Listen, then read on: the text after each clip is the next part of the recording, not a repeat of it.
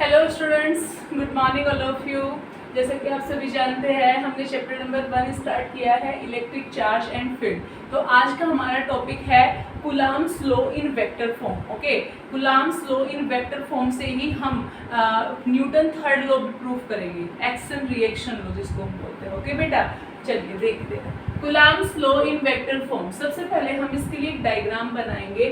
Suppose ये हमारा x axis है और इधर ये वाला हमारा वाई एक्सिस है, ठीक है। और हमने मतलब ए बी एक स्मॉल आर डिस्टेंस पे Q1 और Q2 दो पॉइंट चार्जेस हमने मान लिए हैं। पॉइंट ए पे Q1 चार्ज प्रेजेंट है और पॉइंट बी पे Q2 चार्ज प्रेजेंट है। और ओ एक क्या है हमारा पोजीशन, मतलब ओरिजिन है। और अगर मैं कहूँ कि ए से ओ की पोजीशन जो है, इसको हम बोलेंगे पोजीशन वेक्टर ओ ए R1 वेक्टर, और बी से ओ की जो पोजीशन है वो ओ बी, वो है आपका R2 वेक्टर। और दोनों जो आपके पॉइंट चार्जेस है इनके बीच की डिस्टेंस क्या है बेटा, R। ध्यान से समझना, ठीक है। अब हम यहाँ से जो Q1 है वो Q1 जो है वो Q2 पे फोर्स लगाएगा, और Q1 के कारण Q2 पे जो फोर्स लगेगा वो F21 वेक्टर लगेगा। फिर उसके बाद जब Q2 जो है वो Q1 पे फोर्स लगाएगा तो वो F12 वेक्टर लगेगा, ठीक है बेटा। तो जब ये Q1 Q2 पे फोर्स लगाएगा तो आपका जो पोजीशन वेक्टर है वो R12 वेक्टर होगा, और जब Q2 Q1 पे फोर्स लगाएगा तो आपका पोजीशन वेक्टर R21 वेक्टर होगा। क्लियर बेटा। अब देखिए, अब हम सबसे पहले हम डायग्राम बनाएंगे। डायग्राम बनाने के बाद ये जो लिखा हुआ है for Q1 and Q2 greater than 0, इसका मतलब है Q1 भी आपको पॉजिटिव लेना है और Q2 भी आपको पॉजिटिव लेना है। Greater than 0 that means positive charge, और इनके बीच में जब दोनों सेम लाइक चार्जेस होंगे तो उनके बीच में फोर्स कैसा होगा, रिपल्सन फोर्स होगा। ओके बेटा, तो लेट टू लाइक चार्जेस, मैंने स्टार्टिंग में ही बोल दिया टू लाइक चार्ज, या तो दोनों पॉजिटिव पॉजिटिव रखिए या फिर दोनों आप नेगेटिव नेगेटिव रखिए। तो two like charges Q1 and Q2, that is Q1 Q2 greater than 0। This is very important बेटा, बोर्ड एग्जाम में आता है ये, ठीक है। उसके बाद are placed at point A, यानी जो Q1 चार्ज है बेटा, ये Q1 चार्ज प्रेजेंट है पॉइंट ए पे, और जो Q2 चार्ज है वो प्रेजेंट है पॉइंट बी पे, विथ पोजीशन वेक्टर्स। और ओ ए का पोजीशन वेक्टर है R1 वेक्टर और बी का पोजीशन वेक्टर है R2 vector respectively, and distance between the charges is R। इन दोनों चार्जेस के बीच की जो डिस्टेंस है बेटा वो आपकी R है। Is that clear? Okay, now R21 cap, cap क्या होता है बेटा, यूनिट वेक्टर होता है। R21 कैप क्या है, पोजीशन वेक्टर फ्रॉम Q से Q1 की तरफ, टूवर्ड्स का मतलब से, यानी Q2 टूवर्ड्स Q1, यानी Q2 से Q1 की तरफ क्या, R21 वेक्टर, ये वाला जो है R21, ठीक है।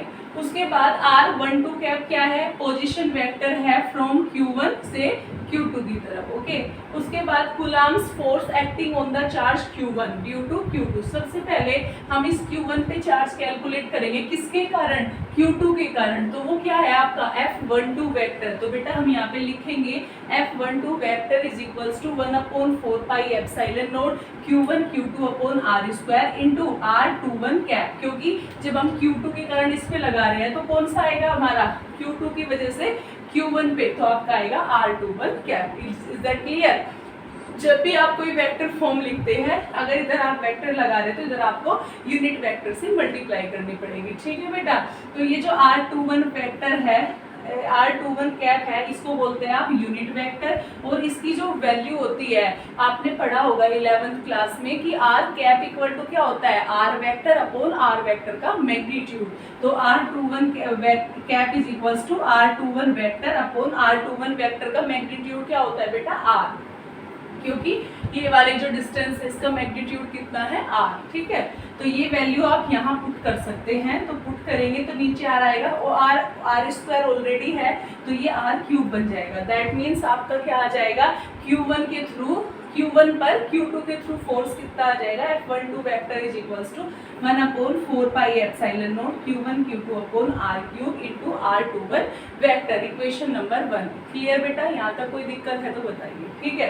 आगे चलिए, सिमिलरली इसी तरीके से हम क्या करेंगे, अभी हमने क्या करा, Q2 के थ्रू Q1 पे फोर्स कैलकुलेट किया F12 vector, same as it is Q1 के थ्रू Q2 पे फोर्स कैलकुलेट करेंगे। तो बेटा F12 वेक्टर की जगह तो क्या आ जाएगा, F21 वेक्टर आ जाएगा, और 1/4 pi epsilon naught as it is Q1 Q2 upon R3, और यहाँ पे R21 क्या वेक्टर था, तो यहाँ पे R12 वेक्टर आ जाएगा। Is that clear? Equation number 2। अब अगर मैं बात करूँ इन ट्राइंगल, ये ट्राइंगल बन रहा है O A और B, ये ट्राइंगल है बेटा। तो अगर मैं बात करूँ बी ए आप कैसे निकालोगे, जब भी आप बी ए वेक्टर लिखते हो तो ये इसकी आइडेंटिटी होती है बेटा। अगर आप बी ए वेक्टर निकालेंगे तो O A vector minus O B vector, यानी बी ए जब आप निकालोगे तो लास्ट वाले में से फर्स्ट वाला माइनस कर देते हैं, O A vector minus O B vector. तो बी ए क्या है, R21 vector, R21 vector equal R1 vector minus R2 vector. लेकिन आपको तो वैल्यू किसकी रखनी है, आपकी R की वैल्यू वेक्टर फॉर्म में रखनी है। तो आप क्या करेंगे बेटा, ये बी ए कितना था आपका, R था, तो R is equals to R1 vector minus R2 vector. ये R21 कैप है, ये यूनिट वेक्टर है, आप इसकी वैल्यू 1 रख सकते हैं। तो अगर आप इसको इसके ऊपर में पूछाएंगे तो ये इसका क्या हो जाएगा, मैग्नीट्यूड आ जाएगा, ठीक है बेटा। तो R is equals to mod of R1 vector minus R2 vector. तो हम R की जगह ये वैल्यू पुट कर सकते हैं। हम ऐसा क्यों कर रहे हैं, क्योंकि हम इसको वेक्टर फॉर्म में लिख रहे हैं, ठीक है।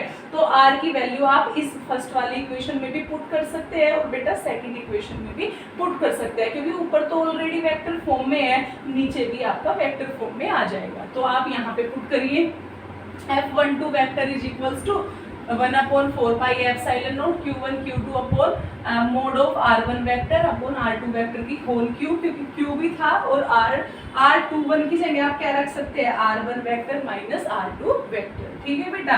सिमिलरली इस वाली इक्वेशन में पुट करो तो ये बेटा यहाँ पे R1 माइनस R2 ही रहेगा, R1 माइनस R2 वेक्टर, ये R1 माइनस R2 वेक्टर की होल क्यूब। लेकिन यहाँ पे क्या हो जाएगा, चेंज हो जाएगा, यहाँ R21 था, यहाँ R12 है, तो यहाँ R2 माइनस R1 हो जाएगा। अब अगर मैं दोनों की बात करूँ, F12 वेक्टर है और F21 वेक्टर की, तो दोनों में क्या डिफरेंस दिख रहा है बेटा, देखो ये चीज तो सेम है, ये चीज तो सेम है, इन दोनों में डिफरेंस है। अगर मैं इसमें से माइनस कॉमन ले लूँ तो ये क्या बन जाएगा, आपका R1 माइनस R2 बन जाएगा, ठीक है। और ये अब हम इक्वेशन 3rd और 4th से ये किसके इक्वल हो जाएगा, F12 vector equal minus F21 vector. और ये क्या है बेटा, F12 का मतलब है पहली बॉडी दूसरी बॉडी पे जितना फोर्स लगाती है, और F21 का मतलब दूसरी बॉडी भी फर्स्ट बॉडी पे उतना ही फोर्स लगाती है। नेगेटिव साइन क्या शो करता है, अपोजिट डायरेक्शन में, ठीक है। और ये कौन सा लॉ है, न्यूटन 3rd लॉ है, ठीक है। तो the force exerted by the 2 point charges on each other,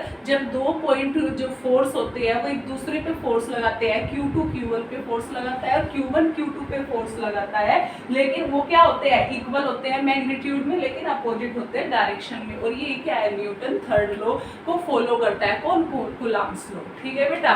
that is sufficient for you. I hope आपको ये वीडियो बिल्कुल अच्छे से पसंद आई होगी। ओके बेटा, थैंक यू।